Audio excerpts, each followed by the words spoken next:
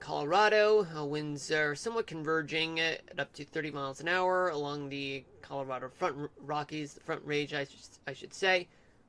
In Wyoming. Why did I say Minnesota? Winds are moving to the southeast generally, moving up to 30 miles an hour in some places. In Montana, in the eastern edge of the state, they're moving to the southeast at up to 30 miles an hour. The northern central part of the state, they're blowing up to 30 miles an hour as well. Let's talk about let's go into region by region just to talk about temperatures.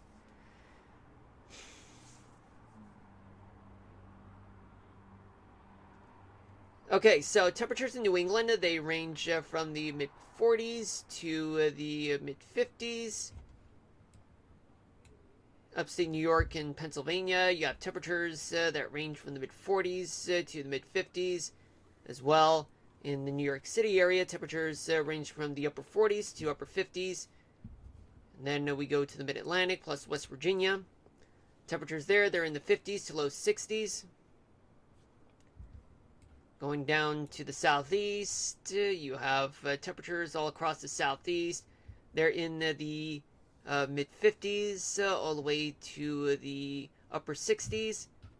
Down to Florida, you have temperatures throughout the northern 2/3 of the state. They're in the 60s.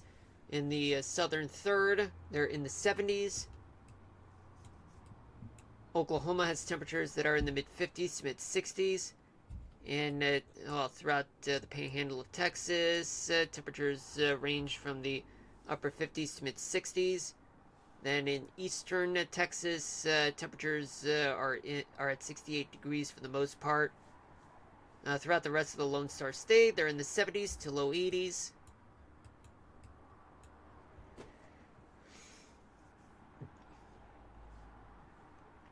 In the Ohio Valley, you got temperatures all across the region. They're in the 50s to low 60s. Then we go up to the Great Lakes region, where they're in the mid 40s to low 50s in Michigan. Wisconsin, same story. Then we go to Minnesota. Temperatures range from the upper 30s to the mid 40s. In the Dakotas, you get temperatures that are in the mid 30s to the mid 40s. Very cold, folks. You know, that's the time of year, for folks over there. Let's see, in Iowa, you get temperatures that are in the mid 40s to low 50s. And in Nebraska, just about the same story, though. And in Kansas, temperatures are in the 50s.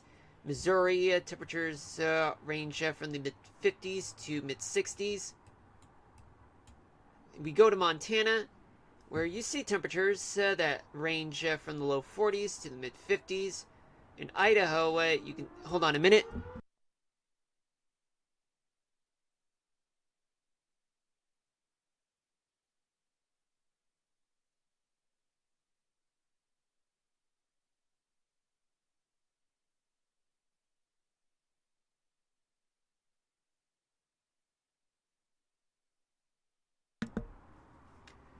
Okay, so in northern Idaho, plus Idaho Falls, temperatures, actually, much of the state, temperatures range from the mid 40s to the mid 50s all across Idaho. In Wyoming, temperatures range from the low 40s to low 50s. Colorado, temperatures range from the upper 40s to low 60s. In Utah, temperatures range from 53 in Logan to 75 in St. George. Throughout the rest of the state, temperatures are in the 60s, upper 50s to low 70s. Then we go to Nevada, where temperatures throughout much of the state, they're in the upper 50s to mid 60s, going down upper 60s to low 80s. In places like Las Vegas, at 80 degrees though. In New Mexico, hold on a minute, I'm getting background noise. Hold on a minute.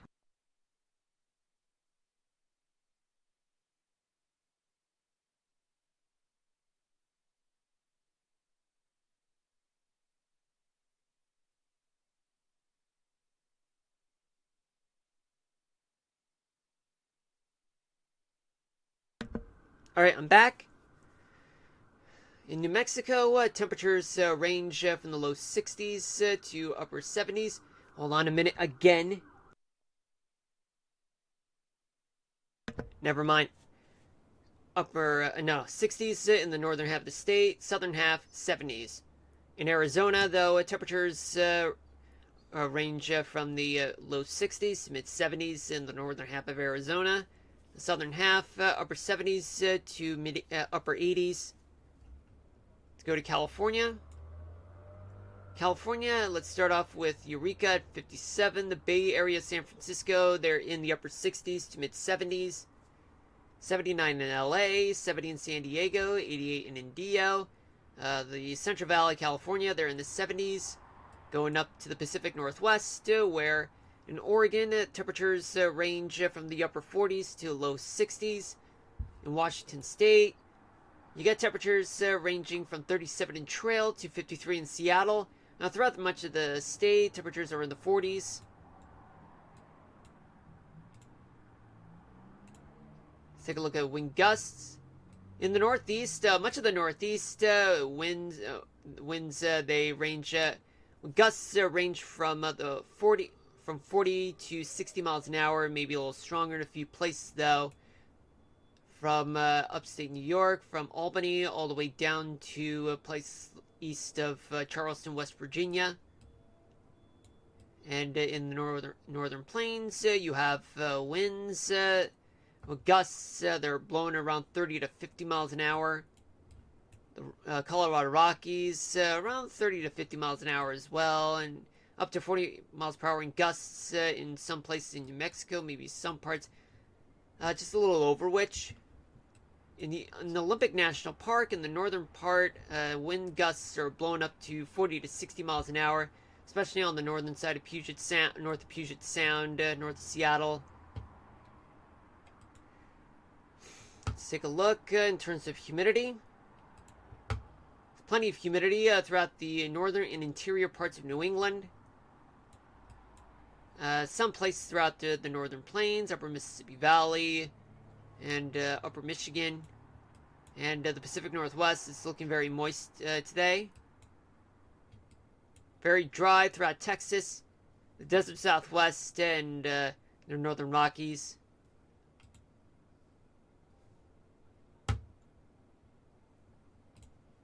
Any rainfall accumulation in the next 24 hours. Let's see. Okay. Starting off in the Northeast, only in the northern parts of the Northeast, only up to an inch of rain. In some parts, though, a few places up to a tenth of an inch in the heart of the Mississippi. In some parts of Texas, up to a quarter inch, though. From Houston all the way to Wichita Falls. North of Chicago, just up to a quarter inch of rain, just on the south side of Wisconsin, southern Minnesota. And near Duluth, up to a quarter inch of rain. In the Pacific Northwest, though, on the coastal side of the Cascades, they can receive just about as much as up to 4 to 6 inches of rain in localized areas. From Seattle all the way to Eugene. Hold on a minute.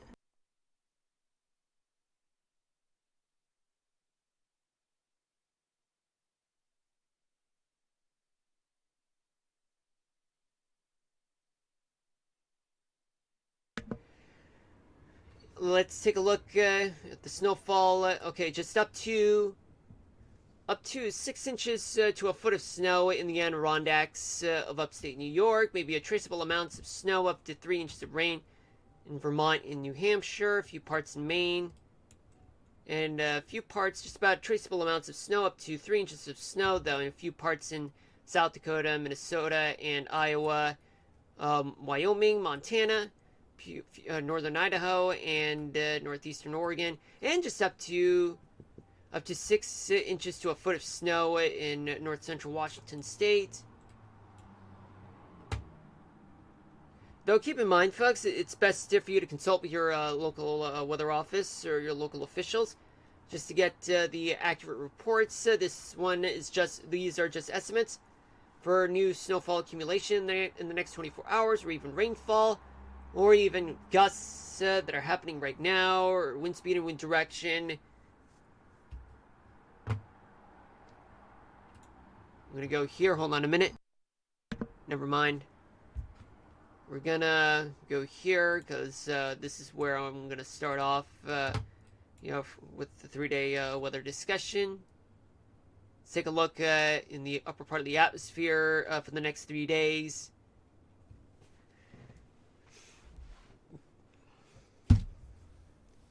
Okay, so in the upper part of the atmosphere, let's see, we got an upper level low just over Minnesota.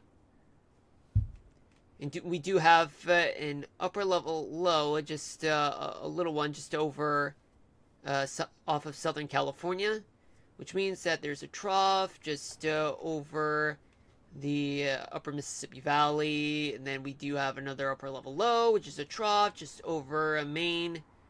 And there is a flat ridge located over Tennessee, over Georgia and Alabama. And there is a flat mini trough just over Alabama, Mississippi, and a ridge that's occurring over places like Northern California and the Lake Tahoe region. A lot of noise going on, folks. Alright, now let's go. Oh, wait. Okay, so now what does this all mean, folks? Okay, so there is wet weather in the upper part of the Midwest, parts of the Northeast, still reeling up from that storm that just occurred yesterday. We're gonna get to it in just a second. And we do have a lot of wet weather to deal with coastal valley rains and mountain snow in the Pacific Northwest. And some rains, although not happening right now in Florida, but there's some dry air that's there. Let's see what's happening in the next 24 hours. So we got this upper level low that's deep, and it's gonna end up becoming a trough. Well, or rather, it's actually a trough just located over the heart of the Mississippi. And we do have a ridge over the Great Basin, and another ridge just offshore from the southeast, which means that there is going to be plenty of storms to deal with from the lower Mississippi Valley all the way to parts of the Northeast, and as well as more wet weather to deal with, or more in some places more wintry weather in places like the Pacific Northwest all the way to the Northern Rockies. Okay, and let's go to Sunday night. There is this upper level low, this trough right here over the Smoky Mountains, over Georgia, Tennessee. And there's this another mini trough just over Southern California. We have this ridge over New Mexico, and there is another connected trough just over the Gulf, and another trough just north of the Great Lakes region. And there is a flat ridge, as you can see, just north of upstate New York, though. Now, what does this mean? There is going to be some wet weather more wet weather, unsettled weather throughout the Pacific Northwest. More wet weather to deal with, some storms in places like Florida, all the way up to New England. Although kind of lame weather to deal with in places like the upper Midwest and parts of the Great Lakes region. And finally, by Monday night, we're going to be dealing with a ridge just over the lower Mississippi Valley. And there's going to be a folding trough from what it looks like, just located over Hudson Bay. And another trough just sitting over the Outer Banks. And it looks like there is an upper level low just north of the Yucatan Peninsula in Mexico, over the Gulf, I should say. Which means we're going to be dealing with more wet weather in New England, parts of the Northeast, I should say. More wet weather in places like parts of the Pacific Northwest, Northern California, all the way to the Northern Rockies, parts of the Great Basin. But just not in a dramatic sense, though. Well, we'll talk more about it as we check more